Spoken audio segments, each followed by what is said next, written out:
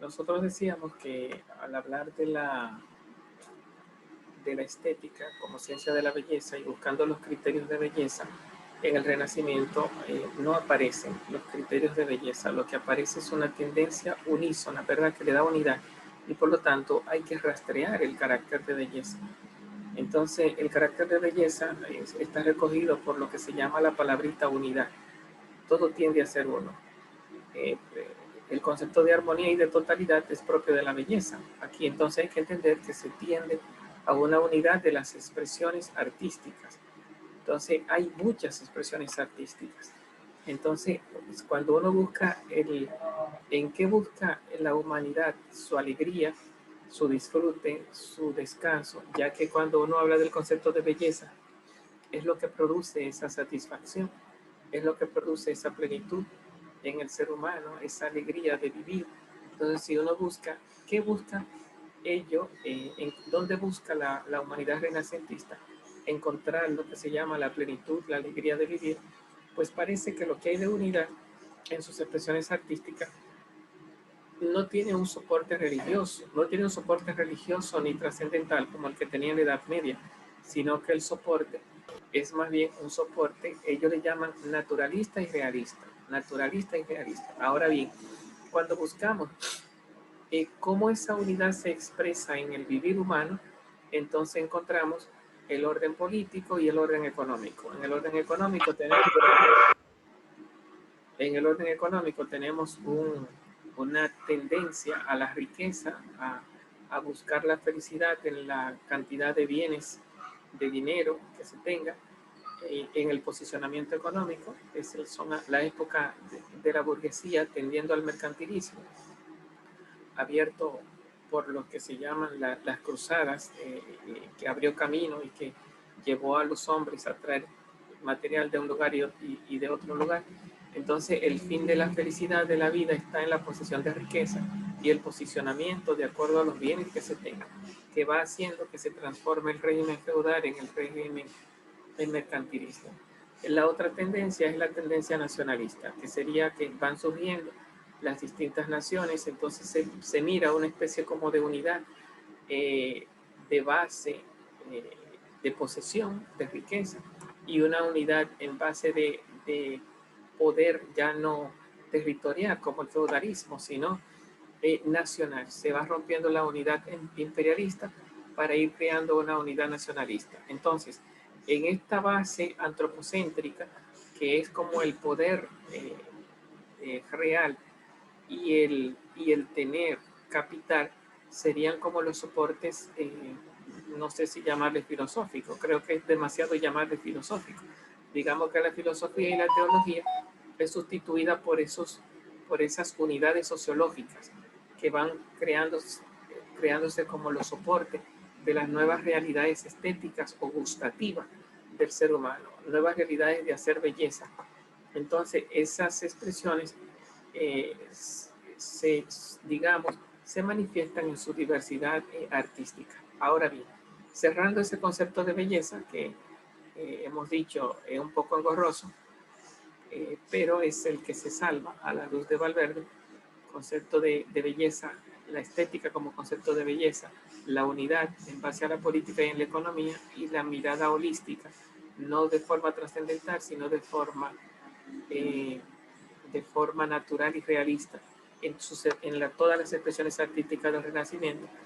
Salvado ese concepto de estética, entonces nos preguntamos cómo se expresa, cuáles son sus expresiones artísticas más significativas. Entonces aquí nos ponen tres. Una de ellas es la literatura. Yo no voy a leerla porque es más maltratante que iluminadora. Sí sabemos que en esa época los humanistas estaban recogiendo lo que se llama la literatura griega y romana. Estaban como recuperando. Por lo tanto, recuperan a los filósofos antiguos, especialmente a Aristóteles y a Platón. Hay mucha literatura sobre Aristóteles y Platón en esta época. El Renacimiento es una recuperación de lo clásico. Y se suele señalar que la poética de Aristóteles viene como a imponer como norma. Eso va a durar poco porque ese espíritu renacentista va a ser rápidamente desplazado por el barroco, que va a ir en contra de todo lo que se llaman normas, leyes de orden natural, que es lo que el Renacimiento viene a recoger. Ese espíritu va a durar poco, pero es lo que se expresa en el Renacimiento, ¿no? Una búsqueda de lo que se llama a nivel de las letras de lo clásico. ¿Qué es lo clásico? Lo clásico griego y lo clásico romano. Una recuperación de lo antiguo. Y una mirada a lo que se llama lo natural, que es lo natural en este caso, no de orden teocéntrico, sino de orden antropocéntrico, ¿no? Lo natural de orden antropocéntrico, descansando en las riquezas, que serían los bienes, y en el poder, no de Dios, sino en el poder humano y en el amontonamiento de riqueza humana. Parece que allí estaba el centro de la felicidad humana y por lo tanto de la estética entendida como la unidad vista en los cuadros, en la pintura, en las artes, está como soportada en ese concepto de unidad del hombre renacentista, que era muy diverso en expresiones, muy diverso en contenido, y ya no era la unidad teocéntrica, sino la humanidad antropocéntrica, lo que viene a sustituir el concepto de estética o de belleza del hombre renacentista. Bueno, visto eso, entonces pasamos a mirar lo que se llama, lo que nos presenta aquí Valverde, cómo se expresa esa belleza en la pintura, que sería, que fue prolífero también en pintura. Incluso hubieron dos escuelas, la cirenaica y la de Florencia, en lo que se llama la expresión pictórica de la belleza en el Renacimiento. También está la otra parte que sería la de ¿cómo se llama? La arquitectónica, pero tal vez el énfasis tal vez más interesante sea el que hemos expresado. ¿Por qué? Porque entra lo que se llama la perspectiva, que no solamente se ve en la pintura, pero es donde mejor se manifiesta.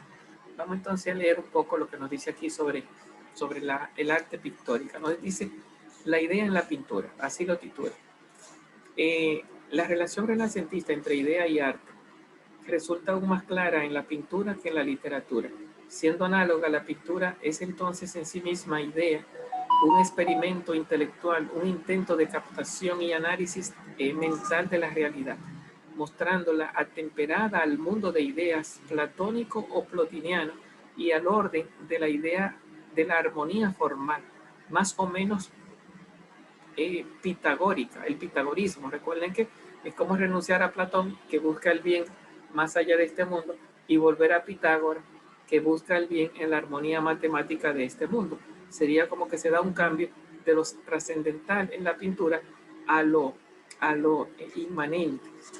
Al lado de eso resulta trivial lo poco que hay de concepto explícito sobre la esencia de la pintura. O sea, no hay teoría de la estética, ni siquiera de la pintura, aunque hay mucha pintura. Junto al gran arranque del proceso pictórico, desde, digamos, Giotto a Masaccio, apenas cabe poner, sino el manual del taller de Cenini, cuyas sugerencias, si son a veces interesantes, lo son precisamente gracias a lo que tienen de heterogéneas e inconsecuentes entre sí, como señalamos que incurre a mayor escala en lo literario. También como en lo literario, la pintura asume funciones de ciencia y de saber teórico, incluso filosófico y matemático, solo que por su propia naturaleza le corresponde mayor dosis en el orden de la experimentación técnica, o sea que no es ni ciencia ni filosofía, más bien es un tecnicismo, aunque todo el mundo lo trata como la ciencia y la filosofía del momento, es más un boom que una realidad criteriológica. El taller cumple también funciones de laboratorio de óptica. El ideal que va pasando de una generación pictórica en otra es el de la duplicidad de la realidad, como modo de toma de posición de su esencia. Entonces sería aquello a lo que renunció Platón, que sería como la mímesis. De hecho, ahí en el Renacimiento hay la paisajística tiene su renacer, ¿no? Es una especie como de querer captar la realidad como es. El carácter intelectual de esta pretensión se manifiesta en la creciente primacía del estudio de las condiciones generales del espacio. Ahí vamos, ¿verdad? Nos dice aquí la perspectiva, subordinando a ello la volumetría de cada cuerpo por separado. Mira, se va a hablar de tres cosas, aunque aquí no lo diga. Se va a hablar de primer plano, segundo plano y tercer plano, que son como planos en secuencia. El último plano va mostrando lejanía. El plano medio es un intermedio entre el primer plano, que es el plano de la acción, y el plano de la lejanía, que se mira ya como medio borroso para mostrar como que se está alejando. Se desfiguran las formas, los contornos se desfiguran para mostrar que está lejos. Además también de que la perspectiva, en la medida que se va alejando, se va poniendo más pequeño, porque mientras más lejos las cosas se van viendo más pequeñas y mientras más cerca se van viendo más grandes. Entonces la perspectiva, por un lado, presenta como una linealidad, ¿no? Una linealidad donde se va presentando un punto de fuga. Y en la medida que se va acercando al punto de fuga, pues entonces las cosas se van poniendo más pequeñas. En el primer plano están claras, es el plano de la acción. En el plano medio se van desdibujando y en el último plano ya se va viendo como lo lejano, ¿verdad? Yo no quiero decir punto de fuga, porque el punto de fuga ya es donde termina todo, ¿verdad? Donde termina la trilinealidad. Entonces hay un sentido también de trascendencia de infinito, pero que está a partir del punto de fuga. O sea que ya lo infinito aquí no es lo divino, la salvación, el que Dios te saca de un problema de este mundo. Eso sería la mirada medievalista. Aquí lo eterno, no lo eterno, sino lo infinito, está después del punto de fuga, como una continuidad, como una apertura, de tal manera que la infinitud es espacial. Entonces se habla de una perspectiva y de un infinito de orden espacial de vivencia humana, no de orden trascendental de vivencia a través del mensaje divino y de salvación de un problema, sino más bien de nivel espacial. El espacio es el manejo del espacio y del matematicismo del espacio, es lo que nos da la perspectiva. Subordinado ello a la volumétrica, a la volumetría, menos volumen a más distancia, más volumen a más cercanía. Depende del plano en el que se encuentra.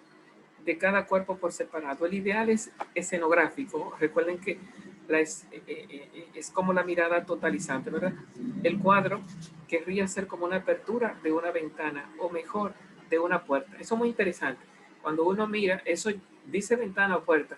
Realmente es como cuando uno va al teatro, que se abre una cortina, que se pone como se ponen unos límites, una cortina de un lado y una cortina de otra para presentarlo como el infinito y la perspectiva están como dentro de un cuadro. Entonces, aquí habla de puerta o ventana. Al final es como la misma idea, ¿verdad? Se presentan unos límites de cortinas, ¿no? Unos límites de cortina para presentar una especie de encuadre. Si uno quita esos límites, es como si la vista perdiera esos límites y no se enfoca en una perspectiva para irse a un infinito o irse a un punto de fuga, sino como que la vista se desplaya y se pierde el concepto de querer ver el encuadre de la perspectiva. Entonces, eso es algo que logra el Renacimiento, el manejo de la perspectiva, tanto en su encuadre como en lo que algunos autores le llaman la incardinación, que es como coger la tridimensionalidad y meterla en el plano bidimensional, porque la pintura solo tiene dos dimensiones, largo y ancho. Sin embargo, se busca jugar con la profundidad, que es lo que se le llama la perspectiva. Y la perspectiva se mira no solamente como incardinación a través del punto de fuga y el juego de tres planos, sino que se mira también como apreciación, porque hay como un poner desde dónde está apreciando el apreciador. De tal manera que si tú estás a la derecha, el punto de fuga se va como hacia la izquierda. Y si tú estás a la izquierda, el punto de fuga se va hacia la derecha. Lógicamente, entonces, que es una lectura un poco subjetiva, porque cuando tú llegas a ver un cuadro, tendría que ver dónde está el punto de fuga e imaginarte dónde tiene que situarte para ser un apreciador desde una perspectiva, porque la perspectiva te la presenta el punto de fuga, que puede ir hacia arriba, puede ir hacia abajo, puede ir hacia el fin. Por lo menos en la pintura ahí de Jesús con sus 12 apóstoles en la Santa Cena, está muy centrada, en el mismo centro está el punto de fuga, en el mismo Jesús, y aparece como una ventana detrás que le da luz a Jesús. El punto de fuga está justamente como detrás de Jesús. Entonces, está muy bien lograda. Ahora, en otras pinturas, puede ir a la derecha, a la izquierda, entonces uno tiene que ver dónde uno tiene que ubicarse para tener, digamos, la perspectiva subjetiva desde el apreciador, que sería como la que el pintor se imaginó en ese momento dado. Entonces, También como en lo literario, la pintura asume funciones de ciencia, de saber teórico, incluso filosófico, matemático, solo que por su propia naturaleza le corresponde mayor dosis en el orden de la experimentación técnica. Bueno, ya vimos eso. El ideal del escenográfico, el cuadro querría ser como la apertura de una ventana o mejor de una puerta hacia la prolongación de nuestro espacio en una escena de alto dramatismo no sorprendida en desorden de realista espontaneidad como en Las Meninas o en impresionismo, sino centrada y ordenada en una disposición armónica y significativa. A la vez, la perspectiva no incluye solo el cajón de líneas en fuga, el centro de fuga, hacia el centro del horizonte, formado un teatrillo, sino la organización misma de la historia. Ya Giotto intenta y Masaccio logra organizar a los personajes en círculo con algunos dándonos la espalda para ofrecer el momento clave del tema propio pronto que lleva al extremo la efectividad de la presentación de la historia mediante lo que Alberti llama prospectiva legítima, que implica el enganche del contemplador al asunto gracias a un personaje marginal que nos mira con los ojos a la altura del horizonte de nuestros ojos.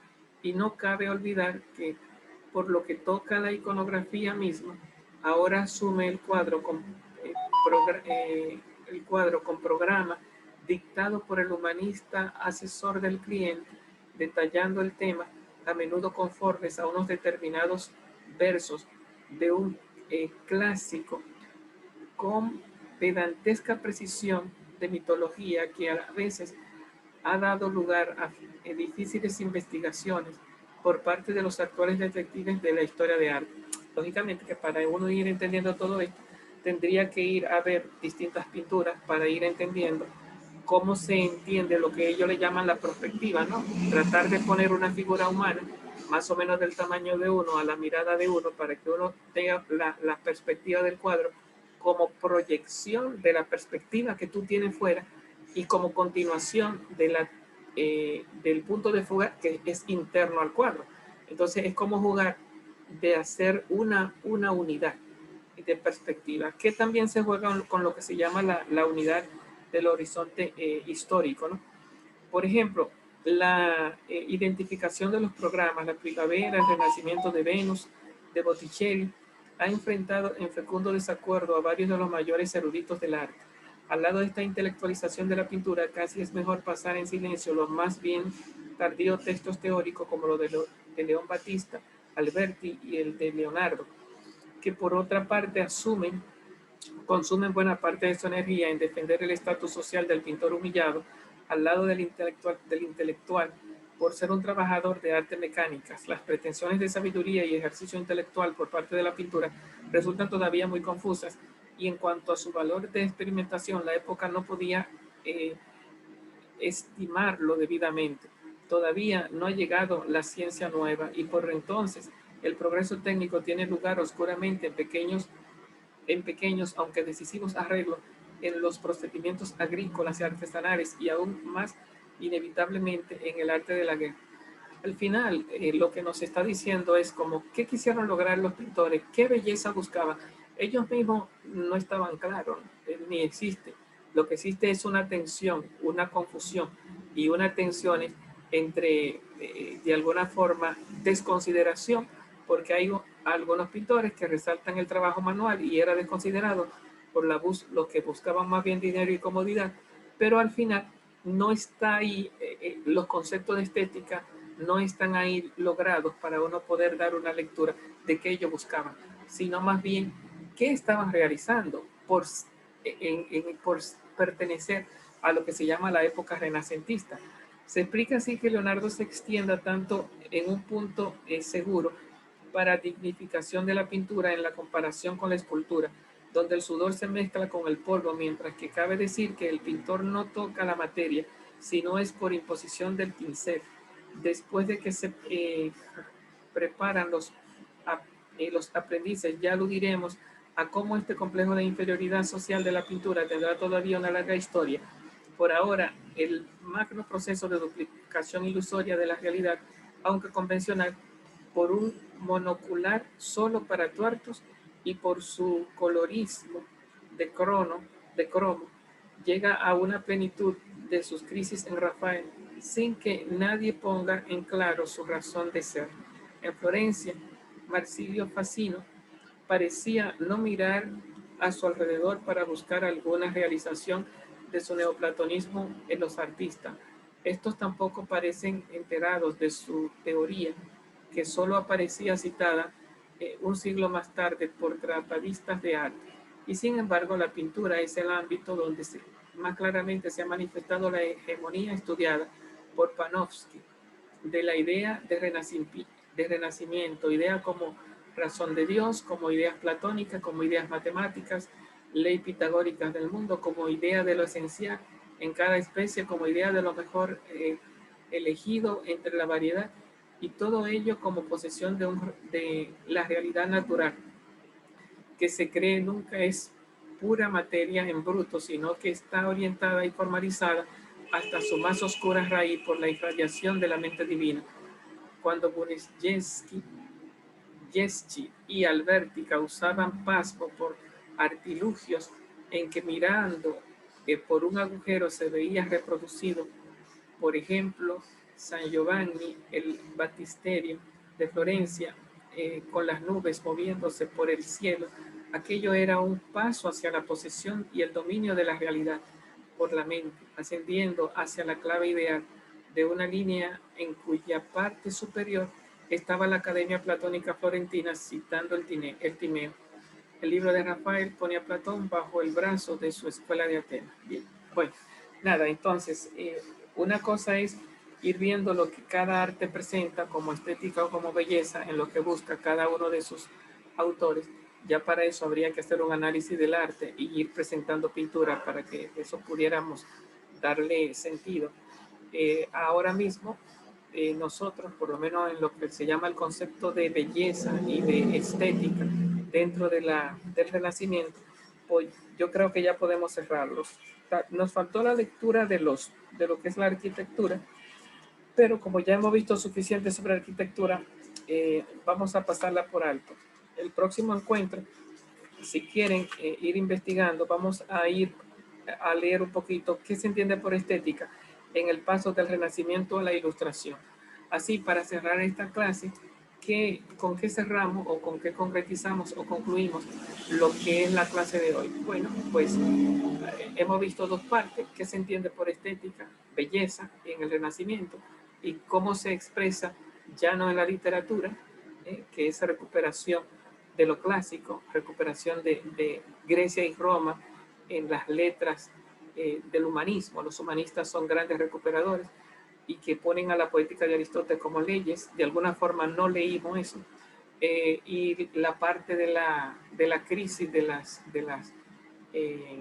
¿cómo se llama? La arquitectura, tampoco vimos eso. Centramos nuestra atención en la segunda lectura, además del concepto de estética, en lo que era la pintura. ¿Y qué vimos en la pintura? Propiamente hablando, como concepto de estética, la recuperación de lo que se llama, la recuperación, vamos a decir, la creación de lo que se llama la perspectiva, desde una esfera fuera de la obra como una esfera dentro de la obra. Hablamos de los tres planos, hablamos del punto de fuga, hablamos del concepto de infinito, distinto al concepto de infinito trascendental, un infinito de orden espacial como continuación de la perspectiva, y hablamos de una unidad entre lo que se llama la perspectiva subjetiva fuera de la obra y la perspectiva objetiva que se le llama incardinada, ¿no?, dentro de la obra. Digamos que en sentido así amplio, hay una nueva forma de entender la belleza. La belleza no es, por lo tanto, narrativa ni tampoco teocéntrica, sino que es de carácter más antropocéntrico. Y el soporte, no filosófico ni tampoco teológico, del antropocentrismo inicial del Renacimiento, yo dije aquí, aunque ellos hablan de filosofía y hablan de ciencia, es de orden, yo le llamo sociológico. ¿Por qué digo sociológico? Porque las bases que se presentan en lo que se llama el disfrute humano sería la adquisición de riquezas propio del mercantilismo y de la burguesía, y lo que se llama la adquisición de riqueza y lo que se llama el poder la unidad política nacionalista, los nacionalismos de los pueblos, ¿verdad? Recuerden que hay muchos coloridos, hay, en la pintura está el movimiento, el, se quiere presentar el dinamismo humano por la posición algo así como en X de la figura humana, y también el manejo del cabello y el manejo del sentimiento en el rostro humano. Hay una especie como de antropocentrismo, ¿no? Y por lo tanto, lo que se llama el impresionismo comienza a aparecer en las expresiones artísticas, y digamos que es demasiado, como que son muchas las expresiones artística del Renacimiento. Bueno, pues con eso cerramos nuestra clase, una mirada del concepto de estética de belleza que pasó del teocentrismo al antropocentrismo, y una de sus expresiones, digamos allí con la perspectiva, el manejo de la perspectiva en la pintura. Recuerden que para la próxima clase, entonces, si quieren investigar ese paso, ¿no? De lo que se llama del Renacimiento a la Ilustración, ¿no? Del Renacimiento a la Ilustración. ¿Cómo se entiende la belleza desde el Renacimiento a la Ilustración? Pues nada, nos vemos, si Dios lo permite, en la próxima semana.